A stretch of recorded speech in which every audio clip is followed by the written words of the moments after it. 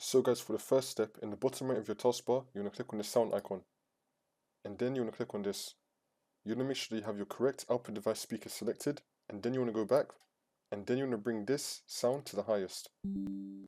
Now for the second step, you want to head over to search and type in sound settings. Click on it. Now once you're on this, we're going to scroll down. And then we're going to click on more sound settings. And now once you're on this under the playback tab, you want to make sure that your correct speakers have been selected. So you want to select it once and then click on set default, and then the green tick will appear. Now you want to click on the communications tab, and then you want to click on do nothing. Click on apply and click on OK.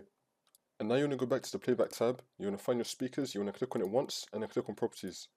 And now you want to click on levels. Make sure that your speakers are on a pretty high level. And make sure that this is not muted. Make sure that it's unmuted. And then click on apply. And now you want to click on the advanced tab. And then you just want to play around with this setting right here. So I would start with the highest one first, click on apply, see if that works for you. And then just go down one, click on apply, see if that works for you. Just keep on trying all the options that will come up here. But preferably you just want to be on the highest one.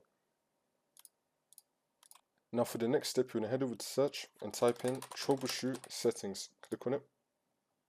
Now once you're on this, you want to click on other troubleshooters. And then you want to find audio. You want to click on run. And now this will come up. Wait for this to load. And now you want to click on yes. And then you want to go through all these steps and see if it fixes your problem. Now for the next step, you want to head over to search and type in device manager. Click on it.